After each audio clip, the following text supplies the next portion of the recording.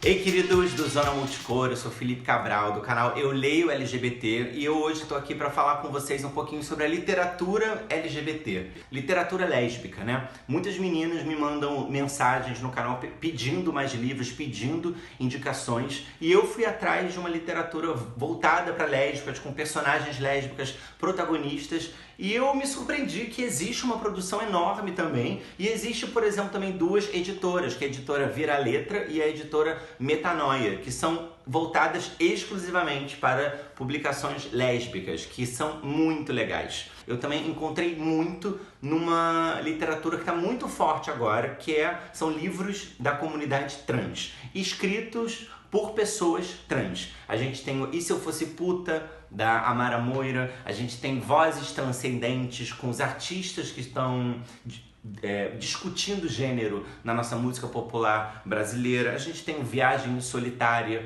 do João Nery, que é um homem trans. Os livros que têm maior alcance e os livros que as editoras pegam como mais comerciais são livros de romances adolescentes gays. Gays entendendo por um homem com outro homem. A maioria dos livros são young adult, falam sobre essa fase da adolescência. E da adolescência ou dos 20 e poucos anos, que ao meu ver passam um pouco da imagem que nós queremos falar sobre essa época também, porque essa época é uma época de descoberta, saída do armário, os primeiros relacionamentos, as dúvidas, os medos. Então tudo isso gera muito material para a literatura, é claro. E aí, descendo um pouquinho a faixa etária da adolescência, eu também comecei a encontrar, que eu acho muito importante, vários livros infantis.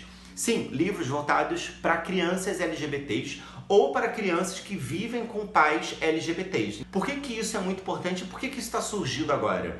A gente sabe que tem um debate enorme sobre falar sobre orientação sexual, sobre sexualidade com crianças e adolescentes. É um período muito conflitante, então você poder crescer lendo um conto de fadas, lendo alguma historinha entre dois personagens gays ou duas personagens lésbicas, ou você lê a história de uma criança que é trans dentro de uma ficção, você vai se ver representado e isso vai te ajudar, né, como criança, a construir uma identidade positiva sua. É um movimento de publicações para dar voz a muita gente que até então não tinha voz.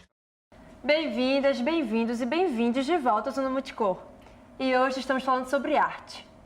E agora vamos conhecer um pouco do grupo de improviso gangue, o DIG, que tem em seu elenco atrizes trans. O DIG existe... Acho que vai fazer 25 já, Isso né? quer dizer, eu acho que fazem 25 anos ou quase isso. Eles começaram com o intuito de ser um grupo de improviso, então abriam rodas de improviso aqui no hall do CAC mesmo. Em 2016 a gente entrou no DIG, após a oficina Trans na Cena do Coletivo Angu, que nós três fizemos, e depois dessa oficina a Sofia nos fez o convite de participar dos ensaios e dos processos do grupo. Eu comecei minha transição dentro do grupo, assim, e foi incrível, assim, porque eles começaram também a transição comigo, né? Porque eles já me conheciam o meu corpo em cena de uma forma, e com as mudanças eles foram caminhando junto, assim, a gente foi caminhando super junto. E quando eu conheço as meninas e as levo comigo, né, para contar também as histórias delas, para eles não terem uma visão não só minha, mas ter a visão de outras, né, ter esses outros corpos em cena também, esses outros corpos trans em cena. E eu tinha citado que a gente era o grupo que tinha mais pessoas trans, até a Sofia me corrigir e dizer que a gente poderia ser o único grupo que tinha pessoas trans aqui na cidade.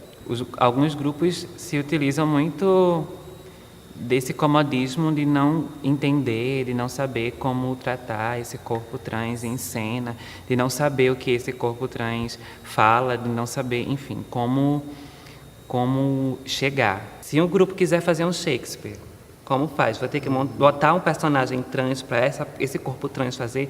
Não, meu bem, eu vou fazer a Julieta, né? Não é porque eu sou trans, negra, que eu não posso fazer a Julieta. Eu posso fazer a Julieta, eu posso fazer a Lady Macbeth, eu posso fazer a Ofélia, posso fazer a personagem que eu quiser fazer. Existem grupos falando sobre transexualidade e se utilizando do transfake. Por exemplo, em café eu não sou pinabout trans, eu sou pinabout, sabe? Aparentemente no teatro só o ator tem um argumento muito usado, que é o ator não tem sexo, especialmente para fazer o transfake. Só que o ator não tem sexo se ele for cis.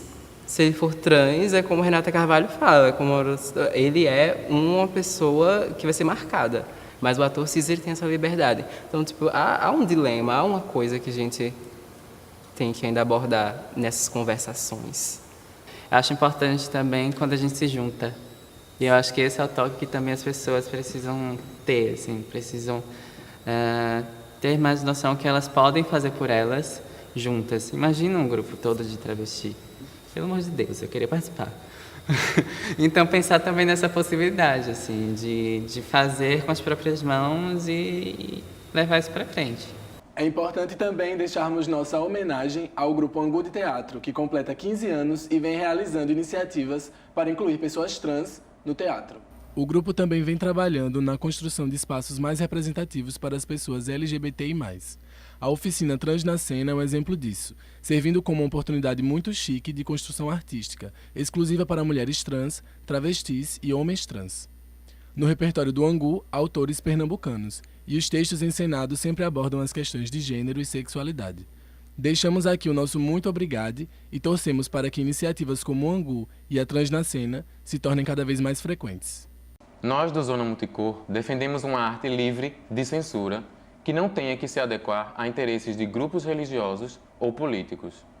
A peça Evangelho, segundo Jesus, a Rainha do Céu, da dramaturga escocesa e trans Jo Clifford, interpretada pela Renata Carvalho, atriz e travesti, foi censurada na 28ª edição do Festival de Inverno de Garanhuns. Mesmo com o Ministério Público determinando a apresentação do espetáculo, a encenação só aconteceu graças a uma campanha de financiamento coletivo. A peça é um monólogo que traz Jesus como uma travesti. E daí?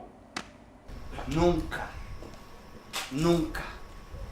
Cuidado com os homossexuais, transexuais, travestis, bichas, lésbicas, bissexuais, putas. Porque eu, Jesus de Nazaré, fui e sou uma delas. Sempre fui e sempre serei. Agora e até o fim dos tempos. Ai, e assim acabou o sermão, podem relaxar. Essa parte tá pesada, né?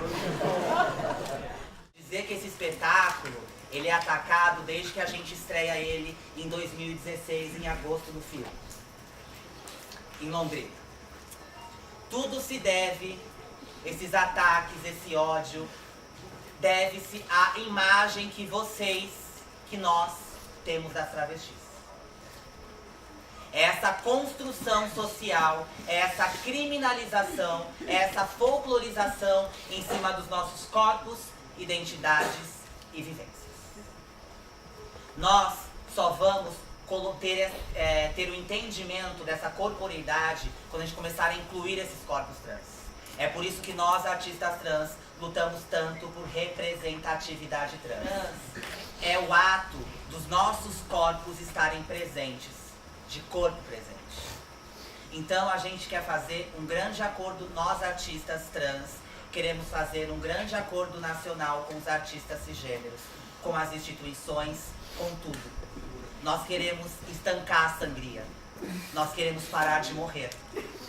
E para isso, nós estamos pedindo que vocês parem de interpretar personagens trans durante 30 anos. Vocês nos fazem há mais de 500.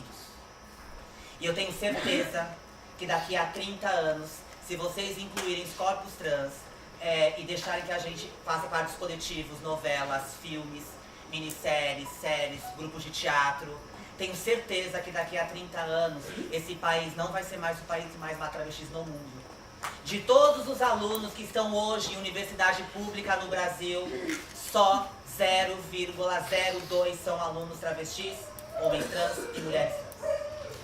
A vida média de uma pessoa trans no Brasil é de 27 anos.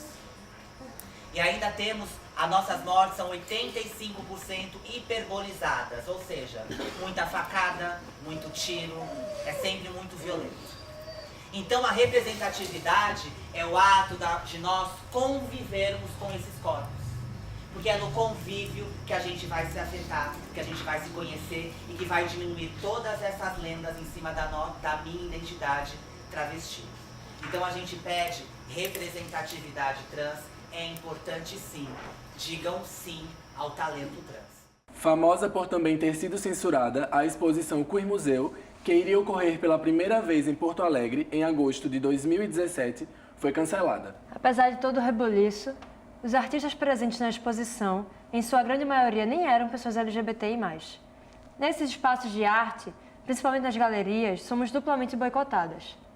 Seja pela censura do Estado e da sociedade que negam nossa existência, ou pelos espaços que usam nossas pautas, mas não nos abrem caminhos para que tenhamos voz. Então, abre o olho. Nossas vivências estão servindo como fetiche para movimentar um mercado de arte que nega a nossa presença. E é por isso que seguimos na luta para ocupar a arte. Como artistas, curadoras, produtoras, nossa participação é essencial, principalmente quando são as nossas histórias que estão sendo contadas. E vocês de casa, que são LGBTs, que são pessoas negras, prestem muita atenção nessa questão da representatividade. É importante, mas a gente não pode esquecer que fazer parte de um mercado que nos explora, a gente está contribuindo da mesma maneira para que a gente seja oprimida. Então, muito cuidado com essa questão da representatividade, coração. E a gente poderia ficar aqui falando uma semana, 2, 3, né? Porque o assunto rende muito e a gente tem muita coisa para falar. Mas o programa de hoje está chegando ao fim. E para você aí de casa que quer acompanhar a gente, continue a sessão da gente no Facebook, no Instagram e até no YouTube também. É só pesquisar lá, Zona Multicor. Apoie e consuma a arte das LGBTI+. Até a próxima. Tchau, tchau.